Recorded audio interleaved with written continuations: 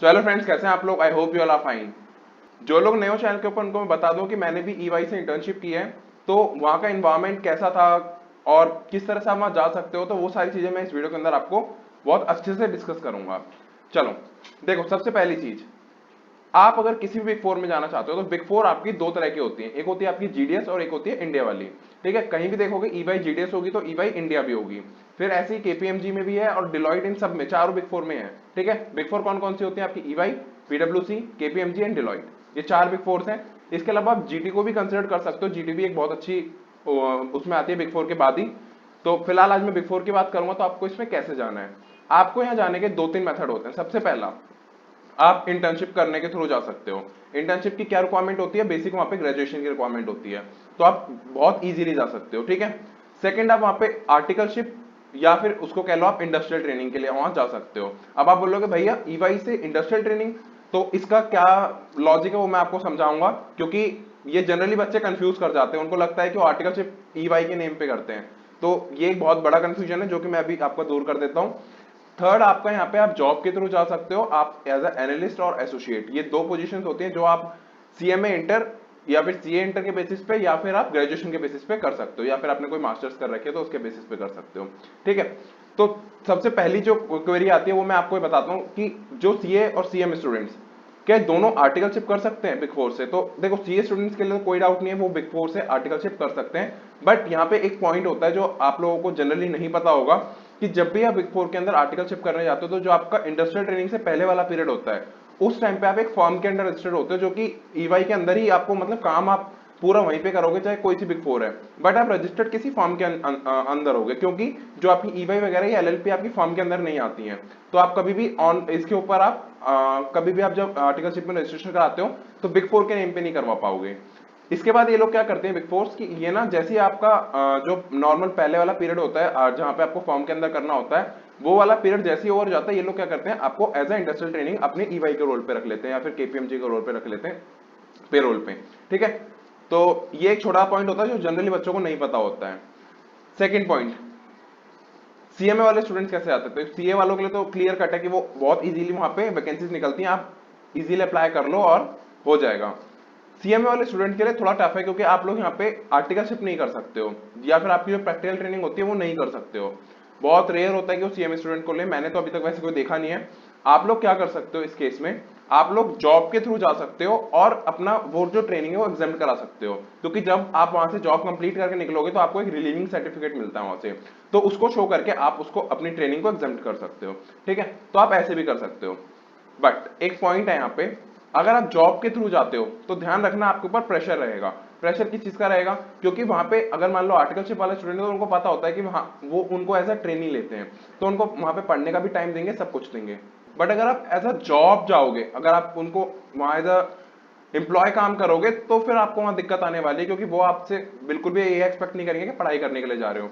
तो वहां पे आपको कंप्लीट वो क्या करेंगे, प्रेशर डालेंगे, तो आपको वहां पे थोड़ा सा पढ़ाई के लिए टाइम और कम हो जाएगा। वैसे देखा जाए तो वहां वैसे ही पढ़ाई का टाइम कम मिलता है, बट एज अ जॉब जा अगर आप मान लो एज ए एम्प्लॉय जा रहे हो तो फिर आपको दिक्कत होने वाली है वहां पे। अब काफी सारे बच्चों का ये डाउट होता है कि क्या भैया हमें वहां जाना चाहिए, क्योंकि वहां पे हमने सुना है कि वहां एक ही फील्ड में काम सिखाया जाता है, तो क्या हम डिपार्टमेंट चेंज कर सकते हैं बाद में? तो देखो, इसका आंसर है सीधी सी अभी बता रहा हूं। देखो, कोई अगर आपको गलत गाइड कर रहा है तो इसमें मैं कुछ नहीं कर सकता हूं। इंटर डिपार्टमेंट चेंज होने बहुत रेयर है, मतलब बहुत ज्यादा रेयर है। मैंने अभी तक देखा नहीं कि कोई इनडायरेक्ट टैक्सेशन में था वो ऑडिट में चला गया हो अपनी ट्रेनिंग के दौरान, तो मुझे लगता नहीं है कोई भी ऐसा होता है। अगर आप लोगों को वो स्टार्ट ऑडिट में लेंगे या फिर इंटरनल ऑडिट में लेंगे तो वो आपको एट द एंड तक वहीं रखेंगे। तो ये थोड़ा सा आपको ध्यान रखना है इस चीज का। अगर आप एक फील्ड के अंदर मास्टर करना चाहते हो अपने आप को, तो डेफिनेटली आपको बिग फोर के अंदर जाना चाहिए। बट अगर आपको चाहिए कि मैं सारा काम सीखूं, जैसे फॉर्म में सारा काम सिखाते हैं, टैक्सेशन का भी, ऑडिट का भी, अभी मुझे नहीं पता कि मैं किस फील्ड में जाऊं, तो आपको फिर फॉर्म के अंदर जाना चाहिए, क्योंकि बिग 20 फॉर्म्स भी अब एक स्पेशल फील्ड के अंदर सिखाती हैं। तो वो थोड़ा सा है, अगर आप फॉर्म में बात कर सकते हो कि मेरे को बाकी भी काम सिखा देना, तो वो अगर मान लेते हैं, एग्री कर लेते हैं, तो फिर आप वहां पे ये काम कर सकते हो। वैसे अगर आप मेरा पर्सनल ओपिनियन पूछो तो एक फील्ड में मास्टर्स होना ज्यादा अच्छा है इन कंपैरिजन टू आपको सारा काम आता हो, क्योंकि वो थोड़ा सा आपको एडवांटेज देगा। जब आप नेक्स्ट अगली बार जब जॉब के लिए बैठोगे किसी बिग फोर के अंदर, तो आपको एक बहुत अच्छा एडवांटेज मिलेगा। एक और चीज बताता हूं मैं आपको जो आपको नहीं पता होगा, अगर आप बिग फोर के अंदर अपनी ट्रेनिंग कर लेते हो तो आपको वहाँ जॉब सिक्योरिटी मिल जाती है एक तरीके से। आप वहाँ पे अगर मान लो आपका फाइनल के एग्जाम्स नहीं निकल पा रहे हैं, उसके बाद भी आप क्या कर सकते हो, वहां पे एज अ कंटिन्यू कर सकते हो एज अ एनालिस्ट या एसोसिएट, वो लोग आपको रख लेते हैं जितना मैंने सुना है। देखो तो यहाँ पे थोड़ा सा जॉब सिक्योरिटी भी मिल जाती है, ठीक है। प्लस आपको यहाँ पे बहुत अच्छा आपका इन्वायरमेंट होता है, आपको वहाँ काम का प्रेशर ऑब्वियसली बहुत ज्यादा होगा, बट देखो जितना ज्यादा प्रेशर होगा आप उतना ही ज्यादा सीखोगे और आप उस फील्ड में उतने अच्छे से मास्टर्स कर जाओगे। तो यहाँ पे जब आप निकलोगे ना ट्रेनिंग करके, तो आप एक अलग ही पर्सनैलिटी होगे, आपकी ग्रूमिंग बहुत ज्यादा अच्छी हो जाएगी, तो आपको डेफिनेटली बिग फोर के अंदर जाना चाहिए। अब काफी बच्चों का एक और पॉइंट होता है कि क्या भैया हमारे मार्क्स कम है तो क्या हम लोग बिग फोर में जा ही नहीं सकते? तो ऐसा भी नहीं है कि आप बिग फोर में जा ही नहीं सकते हो, आपको फिर अपनी बाकी चीजों पे काम करना पड़ेगा, क्योंकि देखो अब आप मार्क्स को तो इंप्रूव नहीं कर सकते हो, तो आप अब बाकी स्किल्स पे कौन से, आप अपनी एएस की नॉलेज बहुत अच्छी कर लो, ऑडिटिंग के स्टैंडर्ड्स हैं उनकी नॉलेज बहुत अच्छी करो, इनकम टैक्स में टीडीएस वगैरह है उनकी नॉलेज बहुत अच्छी कर लो, क्योंकि इंटरव्यू में क्वेश्चन यहीं से आते हैं। अभी मैं आने वाली वीडियोस में लेके आऊंगा कि इंटरव्यू में कहाँ कहाँ से क्वेश्चंस पूछे जाते हैं, तो वो सेपरेट वीडियो के अंदर लेके आऊंगा। इसमें बताने का वो ऐसा कोई बेनिफिट नहीं है, क्योंकि ये वीडियो बहुत बड़ी हो जाएगी। तो आपको अपनी बाकी चीजों पे भी काम करना पड़ेगा, अपने इन सब के ऊपर अच्छी नॉलेज लो। ओरेकल आता है ओरेकल को करो, आपको सैप आता है सैप के ऊपर काम करो, ठीक है। ये सारी चीजें जो टैली का बिग फोर के अंदर कोई भी एडवांटेज नहीं मिलने वाला आपको, क्योंकि वो लोग टैली के ऊपर काम ही नहीं करते हैं, इवन उनके क्लाइंट्स भी टैली के ऊपर काम नहीं करते हैं। तो टैली अगर आपको आती है तो वो बिग फोर के अंदर आपको एडवांटेज नहीं देगी, ठीक है। आपको आते हैं तो वो प्लस पॉइंट जरूर रहेगा, बट इतना ज्यादा आपको एडवांटेज नहीं देने वाला। आपको ओरेकल या सैप अगर आता है तो वो डेफिनेटली आपको एडवांटेज देने वाला है, तो आप उस चीज के ऊपर थोड़ा वर्क कर सकते हो। इवन आप बेसिक नॉलेज ले सकते हो यूट्यूब वगैरह से, ठीक है। अब एक और जो क्वेश्चन बच्चे पूछते हैं कि भैया हम इसमें जाएं तो जाएं कैसे, क्या हमें इंटर्नशिप करनी बेस्ट है? अगर आप मान लो हमारे को इंटर्नशिप मिल रही है तो डेफिनेटली आपको इंटर्नशिप में जाना चाहिए। अगर आप मान लो 3 महीने की या 6 महीने की इंटर्नशिप करके वहां से आते हो और उसके बाद अपने मान लो सीएमए वाले स्टूडेंट्स हैं, पीएसयू के इंटरव्यू में बैठ रहे हैं, या फिर इवन सीए स्टूडेंट्स हैं, अगर मान लो आपको बिग फोर में आर्टिकलशिप का मौका नहीं मिल रहा बट इंटर्नशिप का मिल रहा है, तो आप इंटर्नशिप कर लो।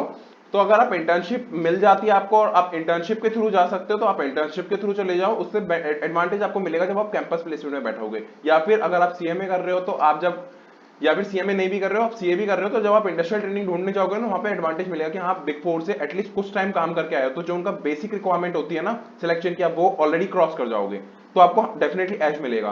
क्योंकि ये चीज मैंने खुद ने भी नोटिस करी है कि जब मैं किसी इंटरव्यू में बैठता हूँ, मान लो एमएनसी के या पीएसयू के, तो हमेशा सबसे पहला जो क्वेश्चन होता है यही पूछा जाता है कि आपने वहां पे क्या काम किया, आपने मतलब किस किस फील्ड में वहां काम किया है, आपने कितने टाइम तक वहां काम किया, मतलब वो आपसे काम के बारे में जरूर पूछेंगे, उनको काम से मतलब है। आप वहां सिलेक्ट हुए कैसे, वो उनको इस बात से कोई मतलब नहीं है, बट आपने वहां काम क्या किया, आपने क्या लर्निंग की है। वो जीडीएस में जाना बेटर है या फिर इंडिया वाली में, तो डेफिनेटली मैं बोलूंगा इंडिया वाली में। रीजन क्योंकि इंडिया में अपना इंडिया रिलेटेड वर्क होता है, बट जो जीडीएस वाला होगा उसमें इंडिया का काम नहीं होता, बाहर का काम होता है। उसमें आप अकाउंटिंग भी बाहर के हिसाब से करोगे, अब्रॉड के हिसाब से, टैक्सेशन भी आप अब्रॉड के हिसाब से करोगे, तो उसका इंडिया में ऐसा बेनिफिट नहीं मिलेगा। ठीक है आपको बिग फोर का नाम मिल जाएगा, बट मैं सही बताऊं तो आपको जीडीएस में नहीं जाना चाहिए, आपको इंडिया वाले में जाना चाहिए, ठीक है। तो यही कुछ चीजें हैं। अगर आप मेरे से पर्सनली पूछोगे कि जाना चाहिए कि नहीं, तो मेरा पर्सनल रिकमेंडेशन यही रहेगा कि आपको डेफिनेटली जाना चाहिए, आपके लॉन्ग टर्म ग्रोथ के लिए बहुत अच्छा रहेगा वो। तो फिलहाल यही था। कुछ और क्वेरीज हैं, अभी मुझे पता है काफी सारी ट्रेनिंग को लेके बहुत सारी क्वेरीज हैं, तो अब सबके ऊपर मैं सेपरेट वीडियोस लेके आऊंगा। अभी फिलहाल ये ट्रेनिंग की सीरीज चलेगी पूरी। तो फिलहाल आज की वीडियो में इतना ही रखते हैं। अगर आपको वीडियो अच्छा लगा हो प्लीज लाइक करना। अगर आपकी कोई क्वेरी रह गई हो अभी भी, तो आप मेरे से पर्सनल टेलीग्राम या इंस्टाग्राम पे पूछ सकते हो, इवन आप कमेंट बॉक्स में कमेंट करके भी पूछ सकते हो यूट्यूब पे, ठीक है। तो अपना कोई फीडबैक या सजेशन देना है वो भी दे सकते हो। वीडियो को शेयर जरूर करना अपने फ्रेंड्स के साथ में। नए हो चैनल के ऊपर प्लीज सब्सक्राइब करना चैनल को। मिलते हैं नेक्स्ट वीडियो के अंदर, जब तक ले टेक केयर, बाय।